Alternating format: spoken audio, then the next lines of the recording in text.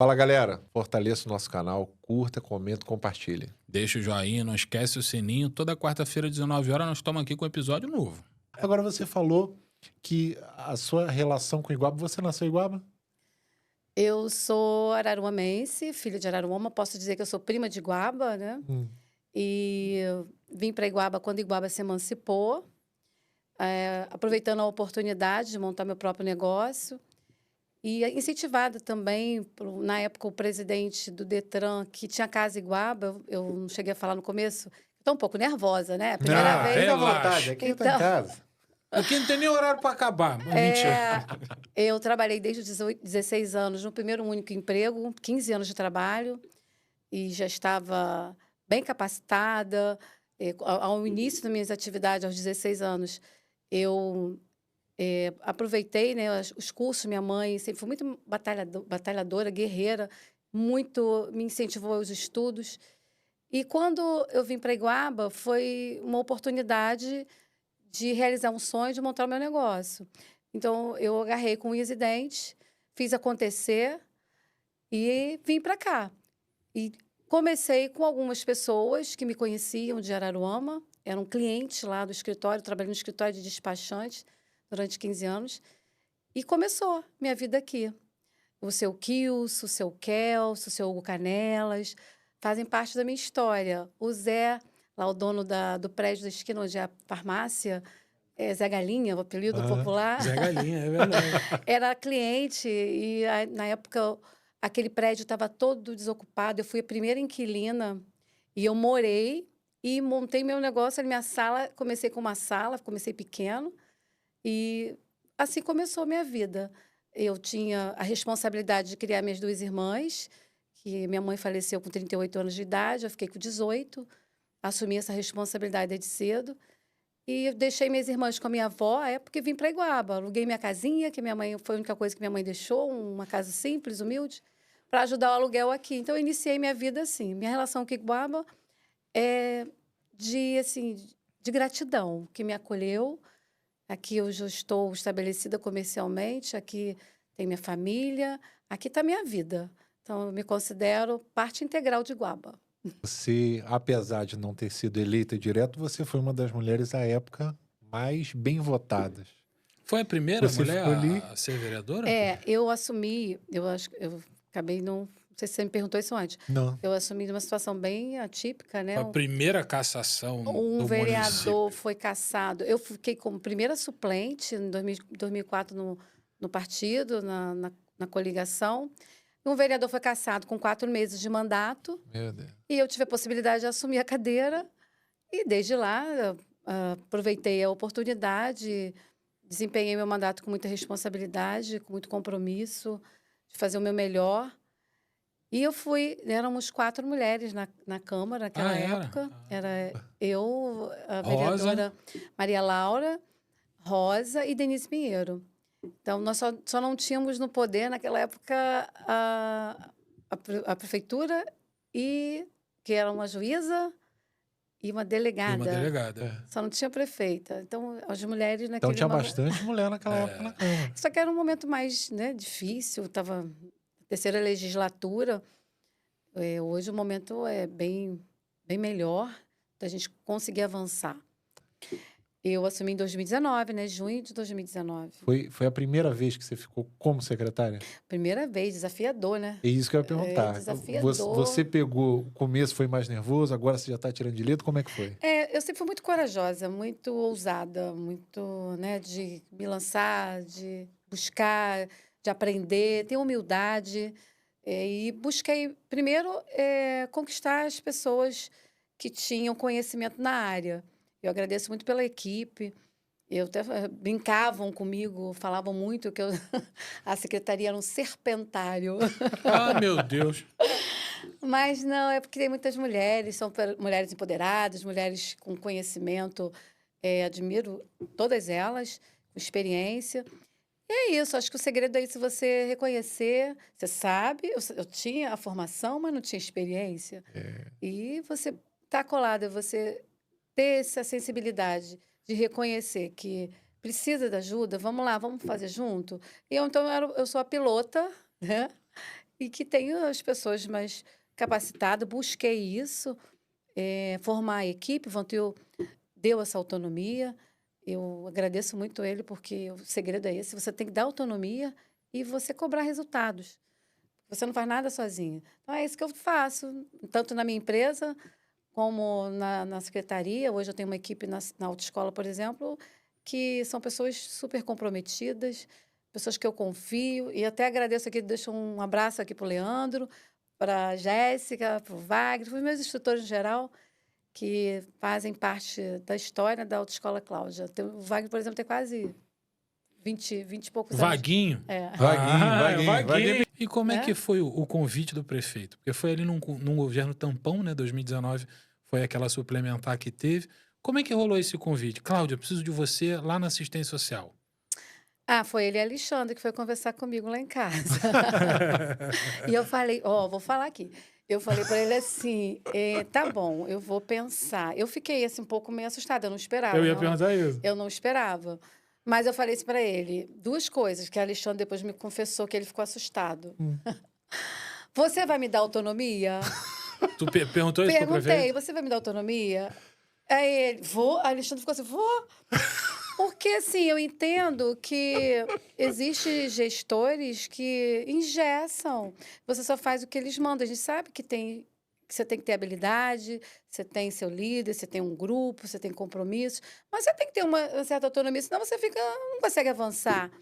E isso realmente ele dá com controle, cobrando resultados, e o segredo é esse.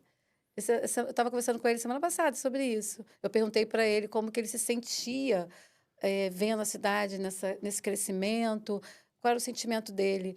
E vamos ver uma pessoa muito simples, normal, tem muita coisa para fazer. E o que me entristece às vezes são as pessoas, né, que depositam. A gente não pode fazer tudo. E são muitos problemas que a gente enfrenta no sentido de dizer às vezes, não tem como fazer. Às vezes a pessoa não está preparada para ouvir um não. Ninguém gosta de ouvir um não. É verdade. E eu, às vezes, sou vista como uma joada, chata. Mas todo secretário tem um estigma de ruim. Não sei sabe, jeito. é difícil. Não, é porque tem coisas que você tem que falar não tem como. Não, dá para fazer. Porque eu acredito nessa política.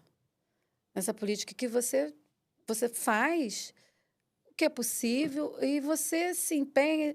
Mas tem coisa que não dá. É verdade. Tem coisa que não dá. Então você tem que falar, não tem como. Eu prefiro que ela fique zangada por eu falar não do que eu falar um sim e enganar. Não. Eu quero olhar no olho da pessoa, sempre. Tem uma... Pode aqui em Iguaba, como muitos municípios, nós temos o jovem aprendiz que dá ao jovem a sua primeira oportunidade. Esses jovens são aproveitados tanto na esfera pública quanto na privada depois de um tempo. Esse é um dos carros-chefes da pasta? Eu acredito que sim. Porque a gente possibilita o primeiro emprego formal para jovens de 16 a 24 anos. E a lei precisa ser reformulada. A gente precisa mudar, principalmente o critério da idade, algumas questões que está muito antiga, desde 2006. Então, a gente está trabalhando na reformulação dessa lei. Aliás, não é só a lei do jovem aprendiz, tem muitas leis que é desde 2004, 97, que precisa de atualização. Então, assim, a lei possibilita, né, a experiência no mercado formal aos jovens que passam por uma capacitação de 3 meses, administrativa, e são inseridos nas repartições públicas. Aí ficam recebendo uma bolsa de meio salário mínimo durante 9 meses, né? Então, eles são acompanhados depois. A gente tem um balcão de emprego que possibilita, às vezes, a gente dá oportunidade de trabalho para alguns, né? O contato que a gente fica. E a gente tenta fazer esse acompanhamento através desse trabalho do balcão de emprego e buscando aí a gente aumentar, melhorar. Precisa da Câmara, por isso que é importante ter pessoas, candidatos, vereadores que estejam junto para a gente conseguir avançar nessa parte da reformulação da lei. Desde quando eu assumi, é uma necessidade da gente melhorar a questão do projeto Jovem Aprendiz Iguabense. Nós aumentamos. Jovem Aprendiz Iguabense. De Jovem Aprendiz 60, Iguabense. nós, quando assumimos, era 60 jovens. Nós Isso passamos em para 2019. 100. Caramba. Agora, nós certificamos, né, os 100 jovens da edição 2023. E no 2024, as inscrições foram 700 Caramba. inscrições. Olha como tem, né, muita demanda. Quase 400 entregaram seus currículos. Aí passa por uma prova teórica, que é eliminatória, depois uma entrevista psicossocial para avaliar o perfil do jovem, que não é só o socioeconômico, a gente tem que avaliar todo o perfil do jovem. Então, assim, não está atendendo mais. A gente tem que aumentar os números de 100, já conversei isso com o prefeito, e reformular a lei no aspecto que a gente tem que dar esse suporte depois que ele sai do projeto, depois que ele acaba. E a gente só tem hoje a possibilidade, através do balcão de emprego, esse acompanhamento. Uma população de pessoas...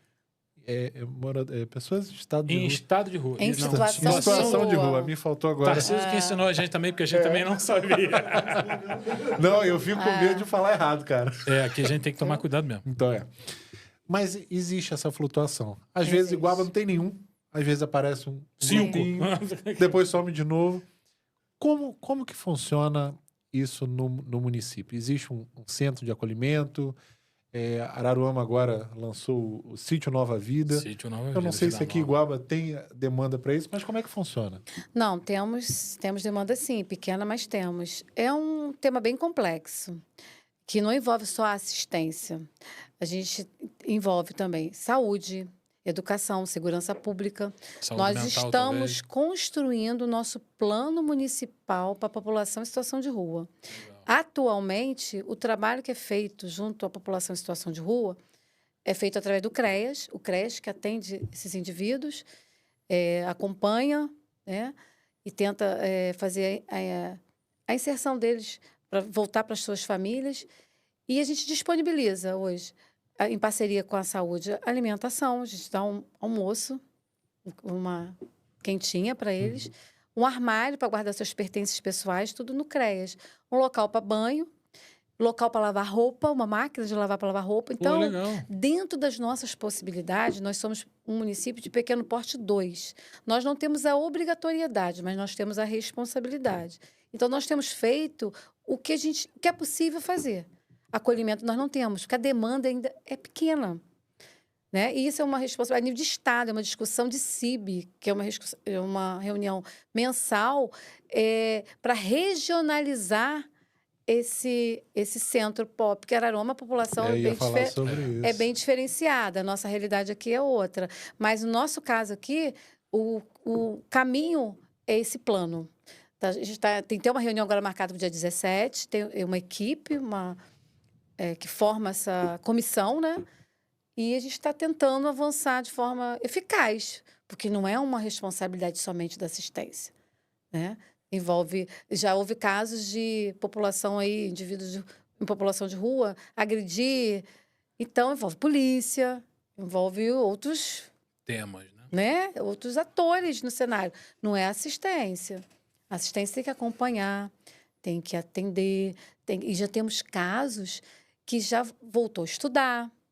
Né? Agora a gente já foi inserido de novo, né? De forma digna. E a gente está com um currículo, encaminha o currículo de um deles, acompanhando para tentar conseguir uma vaga no supermarket. Pô, legal. Então, é esse trabalho que a gente faz. A gente faz palestras, informações de como se comportar, né? Porque a casa deles é a rua e existem discussões. E, né, discussões, normativa do TCU, do ministro, que a gente não pode querer tirar as pessoas da rua de forma agressiva. Tem que ter o jeitinho. Né? Não, a rua é a casa deles. Na real, o pensamento é que você não pode tirar a pessoa da rua. A pessoa que tem que querer sair da rua. A grosso modo é isso. Ela é a casa dele. A gente não pode forçar, a gente não pode obrigar. Né? Então, a gente não pode. A gente tem que o quê? A gente tem que orientar. O fato de estar na rua não pode estar fazendo, agredindo, não pode estar pelado na rua. É a mesma questão da internação de usuários de droga. Você não pode falar, você tem que se internar. É. Você precisa... É bem complexo, É bem né? É complexo. bem complexo. Já tive vários questionamentos na Câmara, já mandei de forma formal, me coloco à disposição, mas eu estou aqui para enfrentar, e é isso. Eu tenho consciência que estou fazendo a minha parte, eu e minha equipe, de forma muito responsável. É que às vezes eles só querem realmente uma oportunidade. A gente teve aqui, inclusive, Paulo Melo, que falou, eu morei um tempo na rua. Pô, olha o que o cara... Aonde que ele saiu, aonde que ele fez. E as pessoas têm que entender o porquê, por que essa pessoa está na rua, né? Tem que entender qual é a nossa atribuição, entender todo esse cenário. Porque, às vezes, o senso comum aponta e bota a responsabilidade que não é. Né? Então, é muito difícil.